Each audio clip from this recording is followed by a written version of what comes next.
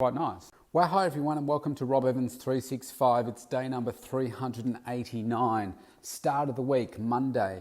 And something I haven't mentioned in the last couple of days, I spent about half an hour this afternoon with my girls decorating the gym, because I like to theme it each year when the Tour de France starts. And it started a couple of nights ago, and I did miss the very first night of it. I was a bit disappointed, but I saw a bit of a replay of part of it, the team time trial today, so up to day 3, I think it is today, or it will be on later tonight. I love the Tour de France because of the history with my dad. My dad was a professional cyclist in his day. He's been to the Tour de France with my brother, and he just always loved cycling. So I like to continue that legacy. I really enjoy the cycling. I'm not so much into it myself anymore because of every time I'd go out, so I'd almost get knocked off my bike, and I was just getting sick and tired of that, to be honest. So I decided not to. I got rid of my bike. I sold my bike, and thought, well, do you know what? If they ever had a velodrome here locally, then maybe I would get into it. But instead, I figured I will just do other things. But I always follow it each year, so that's always exciting. And I'm in the studio right now looking at the fun pictures that we've put up, and I have a few challenges and so forth that we do on the bike for during the running of the Tour de France, which is a bit of fun, have a bit of competition amongst all the clients. But that wasn't what I wanted to talk to you about today. I just wanted to mention it. If you've never seen the Tour de France, you know what I love about the coverage of SBS?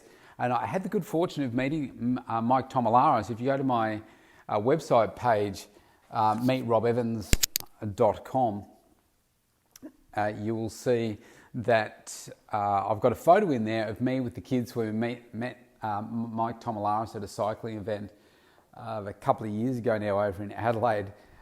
We were just standing there all dressed up in our Australian kit, and there was no one else there, and he just came from behind us and said, we're about to go live to air, do you want to do a thing for us? And I said, yeah, absolutely.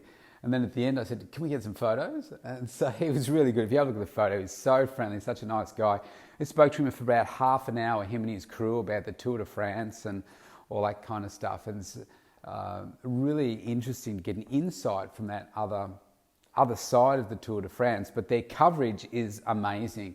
The way that they showcase the country, it makes you want to go there and go visit the chateaus and all that kind of stuff. It's really quite beautiful. So anyway, today what I wanted to talk to you about was food.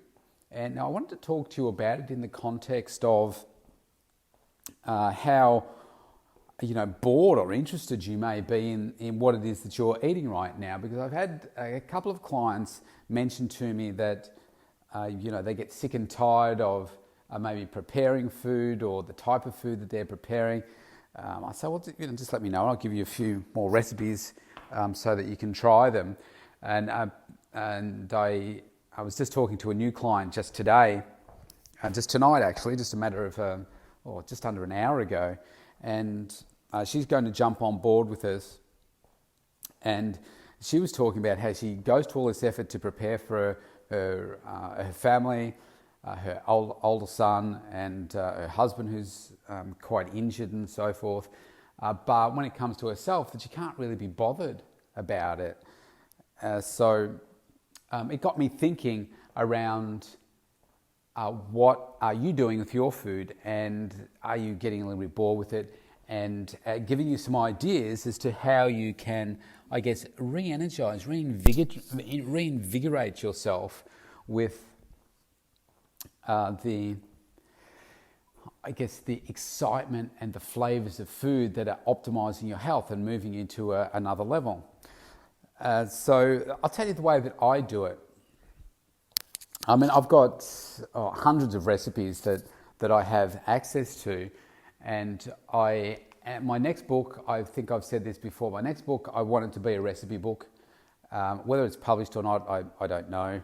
A recipe book that I publish is probably not going to be too noteworthy because I'm not a celebrity or anything like that, and people are not necessarily going to buy that. But having said that, if the food is good and it's healthy, and that's obviously my perspective from it, and putting in my favourite recipes and so forth, then maybe it'd be an absolute winner. But what I do is I'm always going to, like the good quality book fair.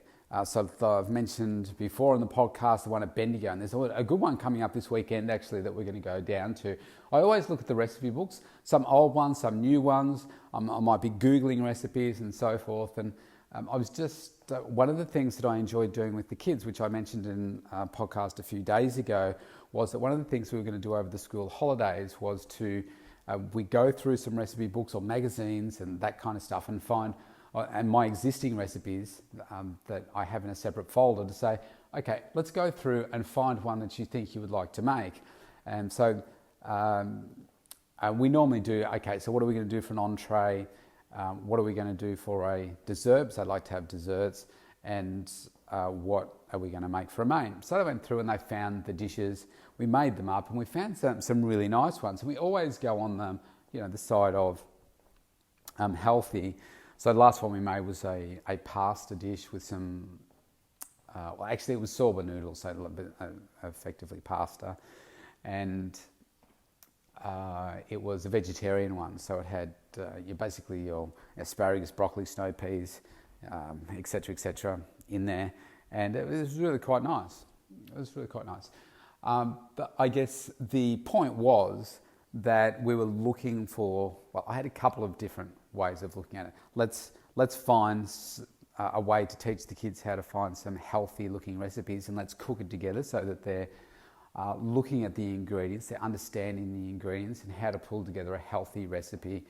What is the portion sizes? How do we cook it? So how do we do the noodles? How do we do the rest of the things? How do we combine it all together? And how does it taste? And enjoying that whole experience together, I think, is a really lovely one that the kids will always remember, and it's something that hopefully that they will take to their kids as well. So I think it's a nice thing to be able to share with your children, teaching them about food. And then tonight I was thinking, well, I've got this big dresser where I put all the recipe books so you can actually see them. And I was having a look at the Jamie Oliver ones, and I found one that I just picked up recently from I say recently, it was back in Easter time in Bendigo. And I remember picking it up at the time and thinking, oh, this has got some nice looking recipes in it. So I picked it up. And it didn't have the nutritional information in there. And normally the one tip that I give people is that if you pick up a recipe book and it doesn't have the nutritional information in it, then generally speaking, that normally means that it's not that healthy. Because it's pretty simple to put that information in. Well, it requires more work, but it's fairly easy to make sure you put it in. So this particular recipe book didn't have it, but I liked the food in it. It seemed to be a cleaner sort of food. So I thought, oh yeah, I remember that. So I had a look through it, and it was quite good. So I had a look through, and there was at least 10. It had 150 in it, but there was at least 10 that I thought, oh yeah, I'd like to really try that. Some different combinations of flavours and everything. And I thought, oh, that sounds really quite interesting. So I'd like to give that a go. So that's what I'm going to do. And so then it got me thinking about what the lady that is just about to become his client now. And she said about boring food and stuff. And I mean, we have so many different choices, and I guess I don't have that mind of a creative chef that likes to experiment with different, flavours and different ideas and so forth. And I tend to take existing concepts that I'm aware of and maybe tweak them somehow, whether it be some form of, a different type of dressing or some different type of, different types of vegetables or a meat or a fish or something like that you might use and think, okay, so how can I tweak that a little bit to make it your own. I find that often a lot of the things that are in recipes, I don't enjoy the the extra flavours. So like the ones that I was looking through tonight, some of them have buttermilk. Buttermilk makes me feel really sick. So if they have a lot of olive, well, not olive oil, but just oil in general, lots of sugar, those things that I don't enjoy those flavours. I'll take those out, maybe put something else in, use different ingredients, and mix it up that way. It just got me thinking about, well, what are you doing? Because I think this is a part of your, health and food, fitness and nutrition journey to start to empower yourself to own your food, to own the principles of how we live, and say, okay, I'm going to create some dishes myself. I'm going to make this food living exercise a really beautiful journey, because we all love food, and life is a journey, isn't it? Your health and fitness wellness journey is exactly that. It's a journey that we go on. And I've been on mine for 30 years, and I haven't always eaten exactly the same food for 30 years, because that would get really boring. Now, I have periods of time where I'll eat the same types of things, say like in your weekly cycle. Like I love stir fries and stuff, because I just made up a big one today. It's really simple. I cook the onion, the chicken, I throw in heaps. I threw in a kilo of chicken, 2 kilos of mixed vegetables, and with the sauce in there as well that I make up, and that was really delicious. Really delicious. Makes 8 serves. So we're just set for quite a few meals in the freezer, so it's jam-packed again. And so I'll have those things, but then there might be other things like this noodle dish that we made on the weekend with the kids. Then that's something that might go in the rotation. We've got another nice one that we made that is quite simple too, that we do as well, which is also a pasta and vegetable dish, but it doesn't leave you feeling heavy because it's got more vegetables in it than pasta. So you've got these opportunities. There are so many recipes out there. You could jump on to the old Google machine right now and just type in healthy chicken dish, something like that, and you will be, within a second, you'll have hundreds of thousands of chicken recipes at your fingertips. It's just about finding the ones that you like. We've got a bunch of recipes in our website, but there's almost so many in there now. They probably need to be categorized so that you can easily find some of them. But maybe that's a good place for you to start. Go to our website, just scroll through and see, okay, is there something in here that tickles my fancy? I've taken an old recipe of Mum's, which was a chicken stir fry, and just tweaked it a little bit to remove some of the sugar elements to it. But it's one of my favourite dishes. I really love it. And you're only limited by your imagination in terms of the vegetables that you put in it. But think of what you could be doing yourself. Like if you're a creative person, then take that creative talent and have a look at your food and say, okay, well, what can I do to really enjoy my food more? I think it's fun to look for new healthy recipes and say, okay, how can I live a healthier life? To me, I think that's a really exciting part, to experiment with food. Sometimes it's the presentation of it. I've got to be honest, most of the time I don't worry too much about the presentation. I make it look neat and everything, but doing those meals where there's a lot of preparation, anything more than 20 to 30 minutes and I'm done, I'm not interested if it's going to take a lot longer than that, because I've just got other things to do with my time, so I don't entertain those things. But I think there's such a great opportunity for people to maybe tap into a side of themselves that they haven't really tapped into before. And because food is such an exciting part of our life, the food that we eat, and going out to a nice restaurant and having those delicious flavors and so forth, you can spend a little bit of time and learn how to do some of this stuff yourself. And it doesn't have to be a 5-star type, Heston Bloomfield type presentation or anything like that, but it can be some simple concepts. I mean, my mum taught me how to cook some basic dishes, and the rest of it I've just kind of taught myself. I don't do anything fancy. The fanciest thing that I probably do is a teriyaki salmon, which always works out an absolute treat. It's delicious. I make a bunch of other things too, but that's probably the fanciest one that I do that comes out perfect every time. I only discovered that because I went to do Jamie Oliver's Ministry of Food cooking experience when it came here to Pakenham, and I wanted to pick up some better skills like knife skills and how to cook food just better and that kind of stuff. And that was a few years ago now, and that's actually where I got his recipe from. So I'd never been able to cook fish before.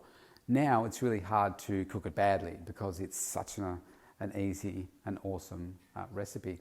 But then I'm always looking for other ideas because your taste buds change, you can get bored. I love my salads, so I love looking at different types of salads, whether it's got chicken in it or whether it's a warm one, whether it's got quinoa in it. I love looking at the different sauces that go into salads and thinking, okay, so what can I do to that to make that a lower calorie, deliciously tasting dressing, because often the dressing can really make the salad. So I think you've got an opportunity here. I'm going to set you some homework to go and find 3. We tend to like working in 3s as humans. Find 3 healthy recipes that you would like to try over the next 7 days to 10 days. Maybe try 1 or 2 over the weekend and maybe 1 midweek where you've got a little bit more time. And find something that you're really going to enjoy, maybe something that's going to challenge you, something that obviously sounds really delicious to you. And just go, have a look at our website first of all, studiospt.com.au, have a look through the recipes there and say, okay, is there one of those that you'd like to taste? If you like Asian food and you like the concept of a sweet and sour, then go to the website and find the sweet and sour chicken one. Now, whether you use pork or beef, the recipe stays the same, just replace the chicken with the same serve as meat in the other form, and it's super yummy. And otherwise, just jump on. So go there first. Maybe have a look. Jump online. As I say, type in healthy, whatever it is, chicken, beef, whatever recipes, and see what you can come up with. And try something that you haven't really tried before. Just push yourself a little bit, because if you're bored, then you're probably less likely to try anything a bit more adventurous, and you're looking for something super simple, maybe that comes out of a jar or a frozen meal. Make these things yourself. Just have a bit of fun. Have a date night or something like that, where you either make it for your partner, or part of the date night is that you make it together to enjoy that bonding experience and fun over food, sharing some love over food. I think that's also a lovely thing to do. Do it with your kids like I do, and I think you can have different conversations about food and what's in food, and that kind of atmosphere that you can create and create your own memories in the process. So that's what I wanted to talk to you about today. Go away, do your homework. So three recipes is what I'm asking you to look for, and maybe don't just say, okay, I'm going to find 3 chicken recipes. Maybe look for something that's vegetarian or vegan if you're not vegan. If you are, you're obviously going to do that. But look for something that's a little bit different, that's going to push you, challenge you a little bit, but sounds interesting and maybe not going to cost the earth to make or take you a huge amount of time, but something like that. All right, that's me out for today. I'll see you tomorrow.